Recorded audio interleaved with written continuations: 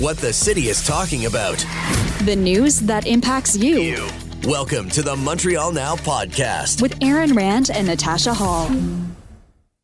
Welcome to another edition of The Week That Was here on the iHeartRadio Network. I'm Aaron Rand along with Natasha Hall, and this week we'll examine these stories. After much prodding and digging from reporters, the Canada Revenue Agency finally revealed that it had fired 120 people working for them over fraudulent CERB claims. Christopher Nardi of the National Post was one of those looking for and then finding answers to something the CRA had been loath to admit. And gender terminology has been in the news quite a bit lately. In Quebec, a teacher wants to be called Mix instead of Mr. or Ms. In Saskatchewan and New Brunswick, teachers now have to inform parents if students wish to change their name or pronouns at school. So it was very timely that a newspaper columnist wrote an explainer on gender terminology. Really, it all boils down to respect and kindness. And how is it possible that the exact same jar of Kraft peanut butter is only $3.50 at Dollarama, but it costs $5.99 at the grocery store? Heinz ketchup, organic no less, $3.25 at Dollarama, $9.99 at the supermarket. What is going on here? The food professor, Sylvain Charlebois, filled us in. This might change how you shop.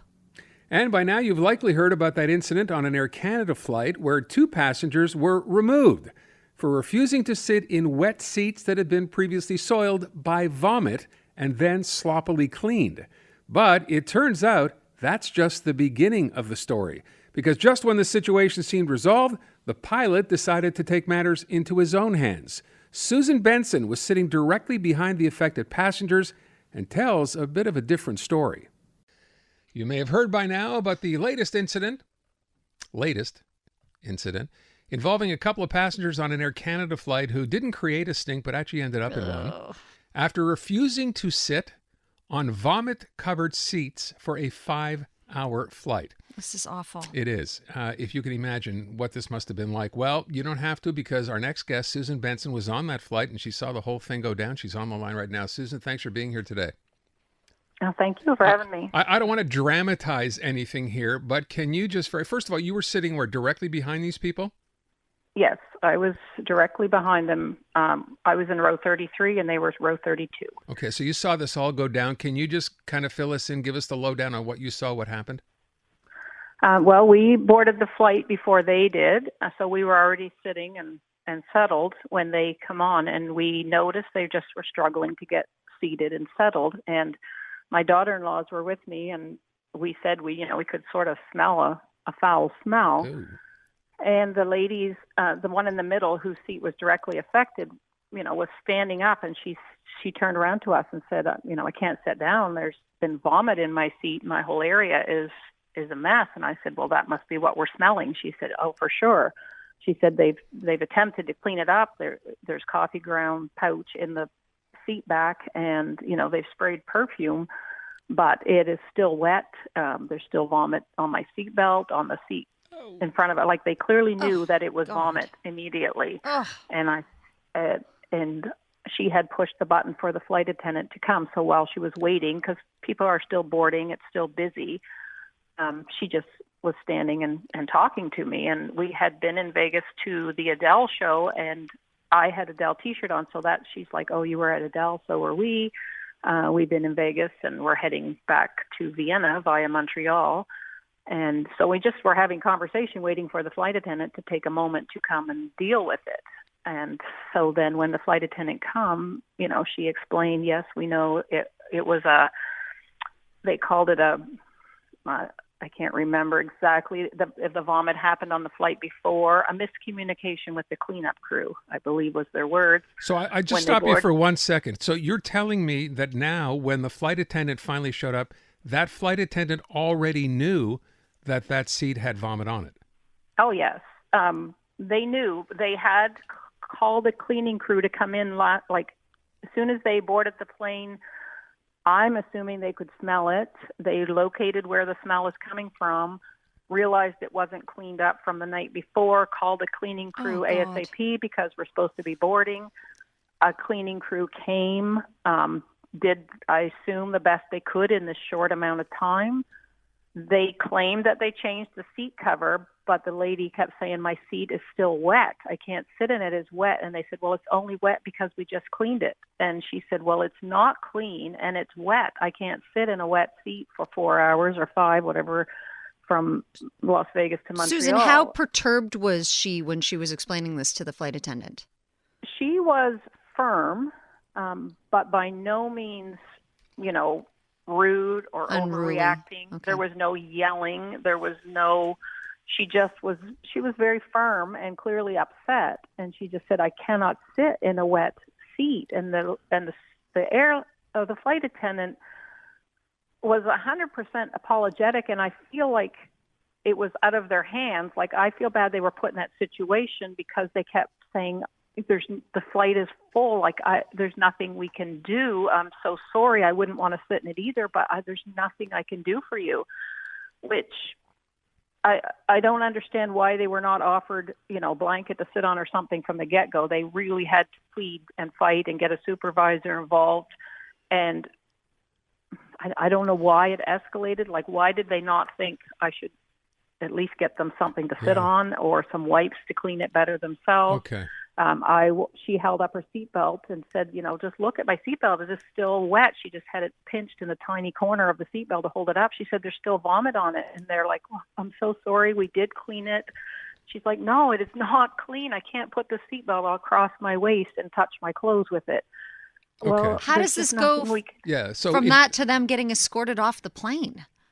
Well, the first flight attendant said, I'll have to call my supervisor. The supervisor flight attendant came, reiterated the same thing. We're so sorry. It was a miscommunication with the cleaning crew. We rushed a cleaning crew in. It's only wet because we just cleaned it. We did put the coffee grinds and sprayed some perfume. Like, they're just the same thing all over again. We're so sorry, but there's nothing we can do. And that's what it was. Then they said, you've got to at least give me something to sit on. We can't sit in this seat like this. And she said, can you get me some blankets? And she's like, well, I think we probably could do that. So I'm assuming they had to get them out of first class or something. I don't know. They finally did come back with blankets and wet ones and some more vomit bags. The ladies, used the plastic from the blanket bag to put on the seats. They covered all 3 seats with the plastic, then a blanket. Then they had another blanket to put over their clothes so the seatbelt didn't have to touch their clothing. They had wet ones to wipe up as best they could. And once they, just got all settled in their seats, that's when the pilot came down. And he was very calm. He knelt down eye level with them. I thought he was going to be like, I'm so sorry, I just heard about this. But instead, he's like, you ladies need to leave my flight right now. So wait, there was no discussion, no nothing. None. He just came over. No, hello, can I hear your side? He literally just said, you ladies you have 2 choices. You can leave on your own accord and figure out your own flights home, or I will get security to escort you off. And if that's the case, you'll be placed on a no-fly list. And they were like, excuse me? And he repeated it again. And they're like, why? And he said, you were rude to the flight attendant. And that's when the passenger sitting beside them, a gentleman, he said, let me talk to him in French, because they were all very French. And so he conversed with the pilot in French. I don't understand French, so I don't know what he said. But when the pilot got up and left, he faced the ladies and said, I just explained to the pilot that I'm a police officer in Montreal and that we would never treat people like this, and that you were not rude, and that your seat is definitely wet and had visible vomit. But you're settled now. We got blankets. We got wipes. So can it just be over and can we go? And so we just thought that was it. Like, we're on our way. Yeah. And then security came back, and I just looked at my daughter-in-law and said, this isn't good. And they still just said, can you ladies come? We want to talk to you privately, but make sure you bring all your stuff. And I just thought, oh, this is not good. And then they never came back, of course, and we watched out the window while they unloaded their luggage from underneath us. And when they got 2 bags off, they put the rest of the luggage back on, and we took off. So, wow. And I've never heard what happened since. So this is, as you're describing it, This is the pilot making that decision on his own, even after having talked to somebody else explaining the situation, didn't say anything to them, just went back, and the next thing you know, security's on the plane. 100%. He did not ask their names. He did not ask their side of the story. He just said, I'm here to tell you you've got two options. And what's leave on your own or we'll...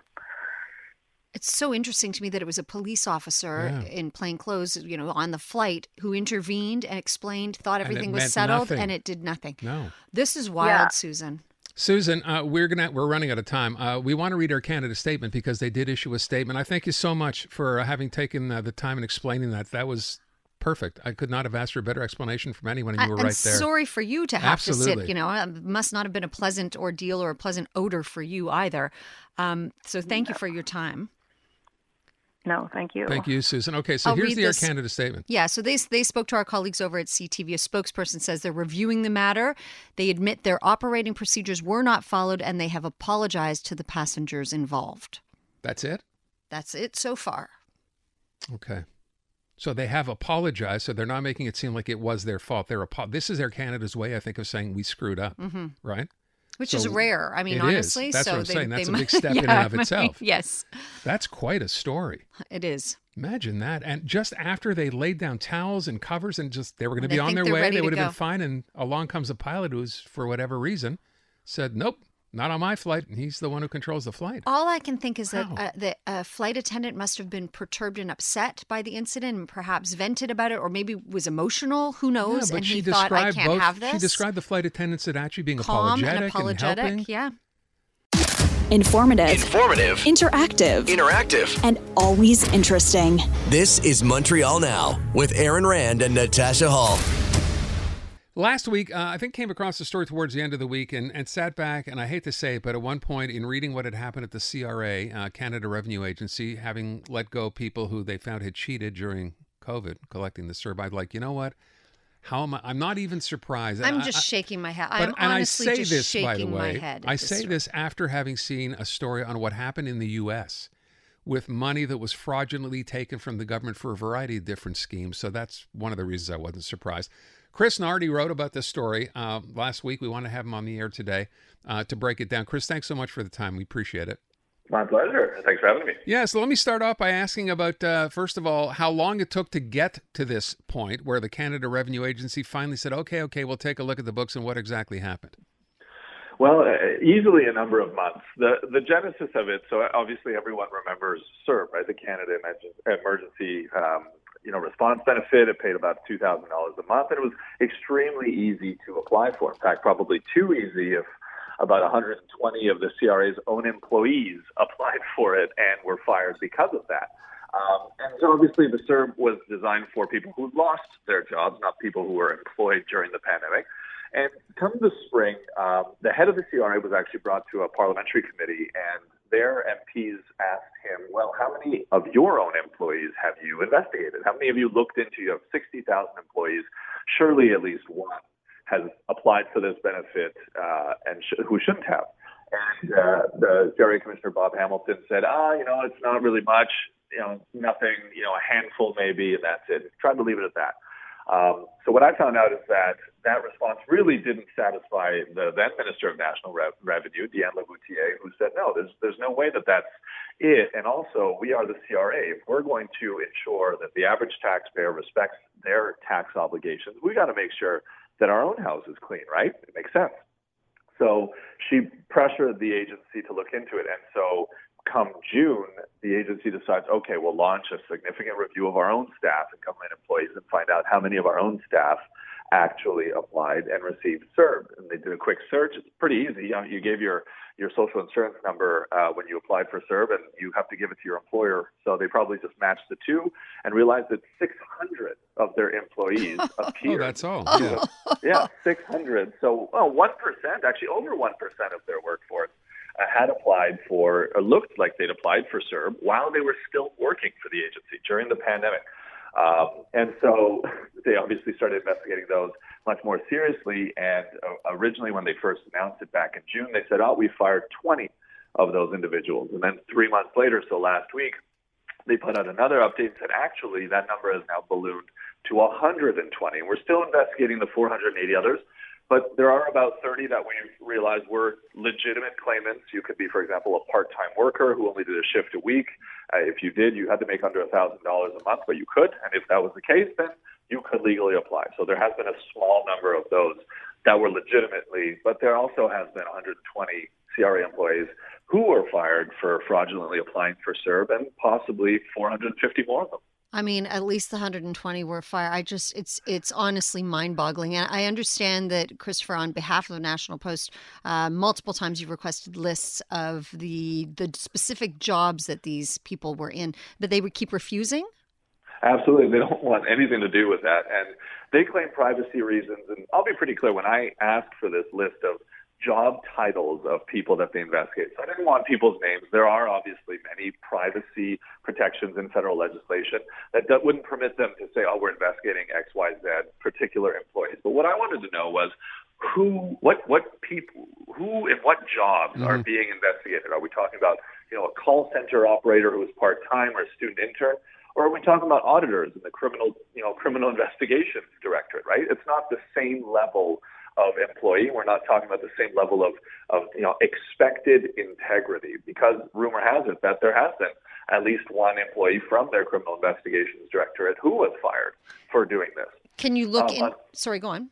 Oh, no, and I was just going to say, but unfortunately the CRA, I've fought with them and has exchanged nasty emails and talked legalese with them, but they will have nothing to do with it. They will not tell me even the job titles of the people that they're investigating. Well, is it fair to say this is not over yet, though? Yes, 120 is a lot as a percentage, perhaps not. But, if they first didn't want to do it all, then they said, oh, there's only a few, and now there's 120. Can we assume there are more?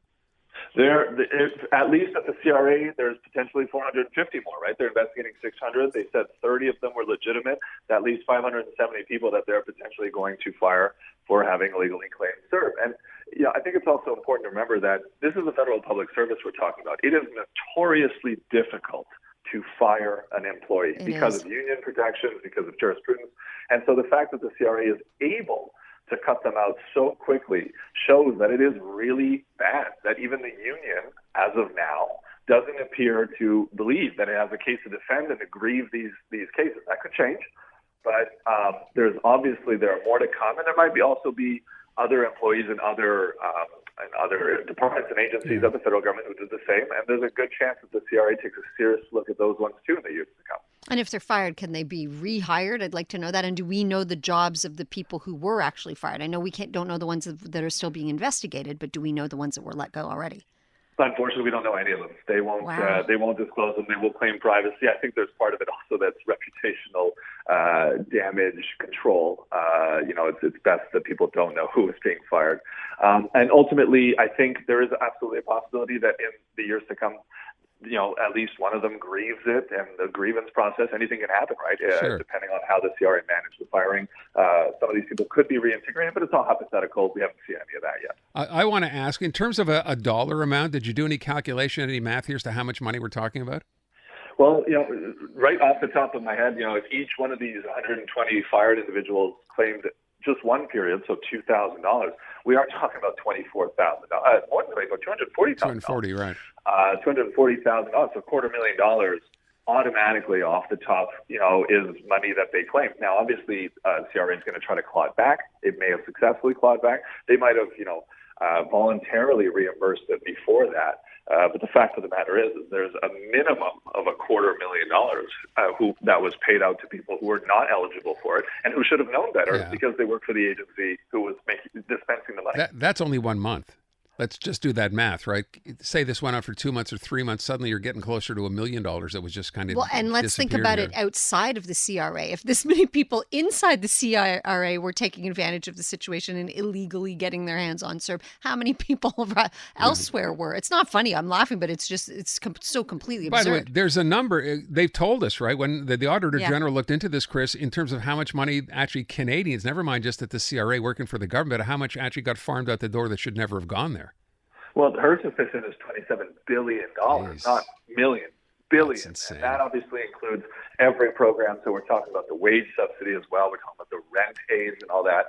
Her assessment is that there's at least $27 billion that the CRA has to look at because she suspects it was ineligible. Doesn't mean that it was, Right. but she says you have to look at it. And after that, I mean, obviously the difficult task is to recoup that money, right? I mean, that money could have gone anywhere to individuals who have spent the money, to individuals who, sent it abroad.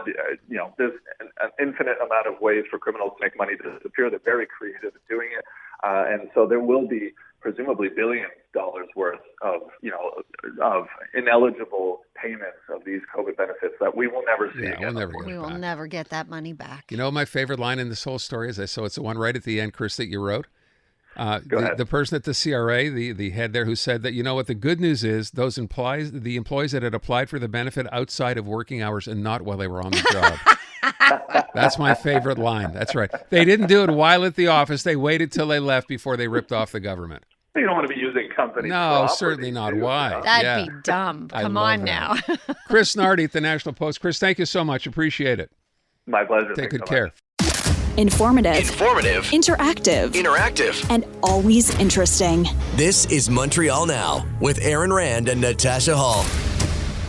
A lot's come up lately about gender terminology.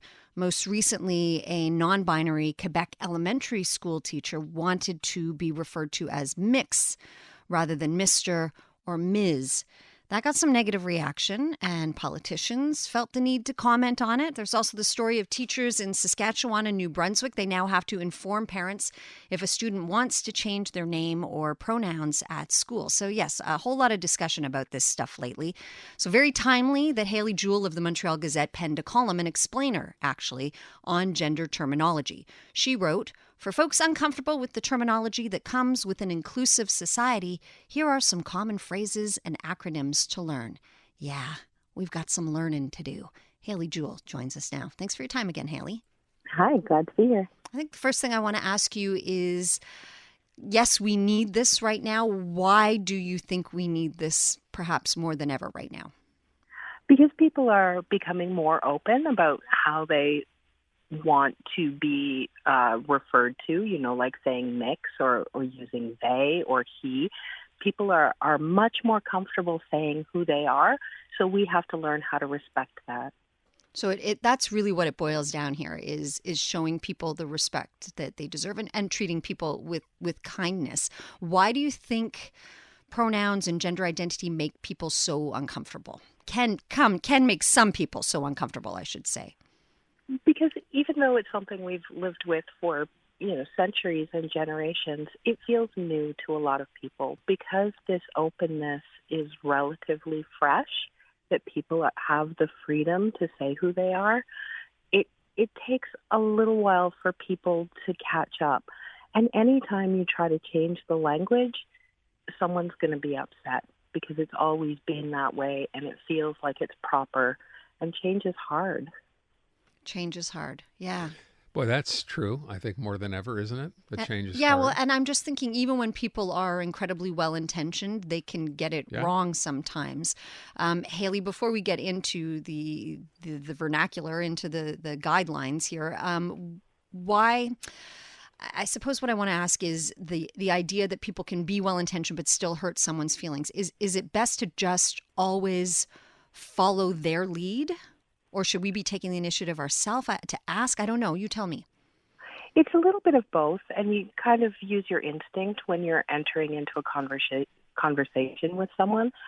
But I always like to try to ask, and if that feels very uncomfortable, when I'm introducing myself, I'll just say, "Hi, I'm Hayley." You can use she, her, and then that opens it up for them. They can say, "Hey, I'm Bob," say them, and we can move on from there. Some people are rolling their eyes and yelling at the radio as we speak with you just saying that, though.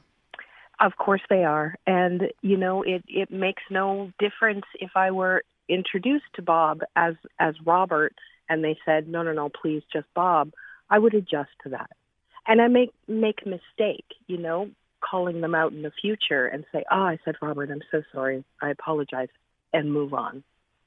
Yeah, see, Aaron's looking confused. No, I am a little, not confused, but just trying to understand that. I mean, as something that wouldn't bother somebody very much. If you use that analogy of Robert Bob, I mean, that's an oversight more than anything else, not something that's going to bother somebody. So I'm not sure that that's an equivalent. It isn't an equivalent, but when you're dealing with something on this magnitude that people are having trouble wrapping their minds around, then sometimes you have to use a simpler explanation to try to get it home. Yeah, so I mean, it does. She's just using that as one name as an example, but it could be, Sabrina Sam, something like that. Anyway, Exactly. For me, like omission, it would be like, what's your name? And that's your name. And that's all I would ever use would just be their name. So as to never have to use a pronoun. and then would you default to they or them just to be sure? Just a name. Just a name. Okay. Can't go wrong with a name. That's someone's name. Again, right? I feel like this explains why we need this explainer, a guide to gender terminology. We're speaking with Hayley Juhl of the Montreal Gazette. Can you go through some of these with us? Sure. So I guess I'll just start kind of alphabetically. Sometimes you might see the acronyms AFAB or AMAB, which is assigned female or assigned male at birth, and that just means you were born with a penis, you're called a boy. Born with a vagina, you're called a girl. That's the doctor and your parents saw what you have and assigned you that gender based on, medical factors. If you grow up and that is the gender that you identify with, then we say cisgender. And cis just means the same as. To be transgender is the complete opposite of that, meaning that you are not the gender that you were assigned at birth. And I think that's the most common, what people understand the most. Agreed. If you are non-binary, then that means that you don't identify as a man or a woman. You just don't have that feeling that you are one or the other. So you just stay in the middle. You're more likely to say, please use they pronouns. Use my name only if you forget. People who are gender fluid will, at various times in their life, identify more strongly one way or another, and they may present physically that way. And often people who are gender fluid might also have an intersection with, they might also be gay or, something else. There's usually, it often goes beyond that as well. The term intersex is also a medical term. This is for people who are born with sexual anatomy that doesn't fit in the boxes of strictly male or strictly female. And this is something where there could be medical interventions or surgery to address it. However, many people now believe that moving on to a step of taking hormones or having a surgical procedure is something that should wait until the person is old enough to decide, instead of a doctor or a parent saying, okay, we're dealing with two types of anatomy here, so let's just make everything fit a girl. And it's quite a bit more common than people might think. I'm just going to interject that there because I think, again, some people really struggle with the notion of any or all of this, Hayley. But intersex is actually, the numbers vary, but anywhere from 1 in 1,000 to 1 in 2,000 people are born in that category. And often it's a chromosomal difference that a person will never know about. Mm-hmm. Sometimes it's very obvious, and sometimes it's something that they will live with and never know about. There's varying degrees. And yes, as you said, very, very common. And if we keep going through, is there a few more here? Yeah, so pronouns. This is just how a person asks to be referred. He, she, they. It's not really okay to say preferred pronouns because that insinuates that it's a preference instead of their identity. So it's just better to say their pronoun is he, not their preferred pronoun. Okay. It's just straight up, that's their pronoun. That's good to know. I didn't know that. Thank you. And two-spirit or 2S is an Indigenous term that refers to people who recognize both the male and female aspects of themselves. And this has a very deep cultural history where two-spirit people were seen as gifted and honored in their communities. And now none of this has to do, this is all gender terminology, gender identity. That isn't sexual orientation. That's completely separate. Yes, exactly. Sexual orientation is something completely separate, does not necessarily have to do with your gender. So I really love this website. I advise all parents everywhere to go visit it. It's called amaze.org. And they have answers for every question you could think of as a parent. And the way they explain it is gender identity has to do with the way you feel about yourself, and sexual orientation is based on the way you feel toward others. So it's more external. That is really, really helpful. I know a lot of parents, a lot of people are trying to figure this all out and trying to do so, again, with respect and kindness. We're out of time. I'm just going to ask you for one quick word for people, because we're getting a lot of texts, as I'm sure you can imagine, that are not so kind, not so respectful. What advice would you have, or word would you have for someone who just rejects the very notion of any of this? I would just remind them that this isn't something that hurts them in any way. This is something that affects the person who is being free with their identity. It doesn't affect the life of someone who thinks that we shouldn't use a certain term or be a certain way. Thank you so much, Hayley. I really appreciate it. Thank you. That's Hayley Juhl, Montreal Gazette columnist. You can look up that column. Again, it's an explainer on gender terminology, or you can check out that website she suggested, amaze.org. Informative. Interactive. And always interesting. This is Montreal Now with Aaron Rand and Natasha Hall. Welcome back. So a bit of an eye-opener, this article that we came across and we want to follow up on. I'm looking at the pictures posted by a local, a Montrealer. Her name is Carol Duadon. And the 4 items we see that she posted, and I'm going to start with the biggest one that we both sat and looked at each other and went, how can that be? So ketchup, Heinz ketchup, by the way. Brand name. Yeah, organic ketchup at the dollar store, Dollarama. Same bottle, same size, same everything else. It is $3.25 at Dollarama. $9.49 at what we think is IGA at one of the big grocery stores. And this goes on and on. She has one posted for Kraft peanut butter, same huge discrepancies, which kind of brought up the question of how can this actually be? You can imagine paying a few cents less. Even These $1. Dollars like less. I could think $1, but not like that's a crazy discrepancy. $3.25 to $9.49 for the exact same bottle of ketchup. So we want to find out how this happens, why this is happening, and maybe, I guess, if you're made aware that this is happening, maybe you sort of decide to think twice before you go out and just drop $10 on a jar of peanut butter, or $6 when you could buy it for $3.50 for the exact same jar at a Dollarama store. And we're not promoting Dollarama here. I'm just saying that's where these price differences are seen. Listen, we do know that people, because people are feeling the pinch, they've been shopping more than ever for groceries at Dollarama, myself included. I find myself buying way more food at Dollarama than I ever have. Which makes sense now that you see these prices, right? Sylvain Charlebois is the food professor. He's at Dalhousie University. Sylvain, I know you're quoted in the story. So can we start with the basic here? How can there be, why is there, say a $5 price disparity for a bottle of ketchup, for God's sake, from a major grocery chain to Dollarama? How is this happening? Well, I mean, each retailer will have a different relationship with suppliers, and retailers will look for different things. If you compare, say, IGA with Dollarama, they're two very different business models. Dollarama will carry very few SKUs to support their line of food products, and they don't have perishable products, just so you know. So they look for margins, standard margins, while IGA will absolutely look at volume. They will look at demand. And the customer showing up at IGA is just not the same customer showing up at Dollarama. This is the one thing that people may not appreciate.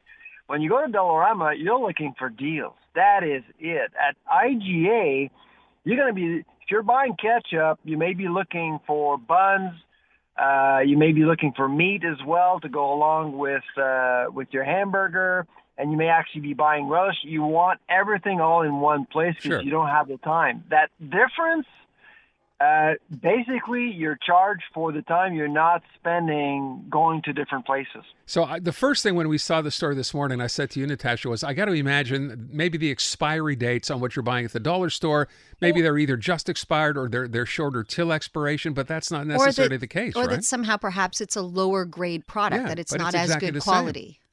No, that's a good question. Actually, I did ask the reporter that exact question about this before dates, and there was a 1 day difference between the two. No So it's way. not the issue. And it's organic, as you mentioned. It is an organic product. So, and typically you wouldn't find many customers looking for organic products at Dollarama. But this is what's going on right now. If you're a smart shopper, you're not going to buy ketchup at IGA. I can tell you that. Well, I've been and Well, you won't organic now. But interestingly that you seize upon the organic part, Sylvain, because I like I said, I never used to think to buy stuff at Dollarama, but my favorite rice crackers, organic ones, are there for $1.25 now. Like compared to the store, they're $2.99 at most grocery stores. So the consumer, I think, is also changing. The products clearly are changing. Our consumer habits changing too. Oh, absolutely. Full disclosure, I mean, my salary is public. You can look it up. I earn over $200,000, and I spend time at Dollarama buying food. There you go. More and more than ever. Exactly. You're signaling a trend that we know has already begun, right? People are doing this more and more. I want to ask a question with respect to this. Look, as I said off the top, it's one thing if it was 50 cents or as Natasha said, $1. That jar or that container of ketchup at the Dollarama store is $3.25. It's $9.49 at IGA, and it's the exact same bottle. And I would have thought, to your point, if you're IGA, you're buying massive quantities. You have stores across the country, probably even more than the dollar store. You'd think you'd get a better price from the manufacturer than the dollar store would. And by the way, Dollarama will never set a limit for the number of items you're allowed to buy, by the way. Oh. At $3 a pop, I would imagine that they're having a hard time stocking. But, a lot of people don't get it. If you actually are very careful, you can save a lot of money. But I suspect that a lot of listeners are saying, oh, IGA is gouging people. I don't think they are. If you actually change prices and you set all prices the same, if Dollarama would have been selling ketchup at the same price as IGA, people would accuse both of price fixing. That's Right. true. Yeah. But again, the question I had was, usually when you're retailing, the more you buy, the bigger the quantity, the better a price you get from the people selling you the item. And I would think that an IGA or Metro, whatever it would happen to be, would be getting a better price than Dollarama, but clearly that's not the case. Or their margins have to be so much bigger. And like I said, Dollarama is after deals, so they'll call Kraft Heinz in this case, and they'll basically ask, do you have a surplus? And this time of year, we're past the big barbecue season. So my guess is that there was excess inventory at Kraft Heinz, and they wanted to liquidate. They have permission from other retailers to sell at a lower price, because I suspect that IGA would be upset seeing Dollarama dumping ketchup in the market. Clearly, they've given their okay. And that's probably why you're seeing ketchup at a very, very low price right now in the month of September. Okay, so it wouldn't necessarily drive the price down at IGA then? I don't think so. Okay. Because like I said, the customer showing up at IGA is a different customer that's showing up at Dollarama. That's why IGA doesn't feel threatened. So I would say that's fine. I'll buy the argument, and I think it's a really good one as far as ketchup goes, right? End of season, which is why you might find something at Dollarama for a really good price, and then you go back a month later and they don't have that item anymore, right? But peanut butter, that's a 12-month-a-year item. It's $3.50 at Dollarama, same jar, $5.99 at IGA. I buy my ketchup. I buy my ketchup, and I buy my peanut butter at Dollarama. So is go ahead. And my kids don't care where it's from.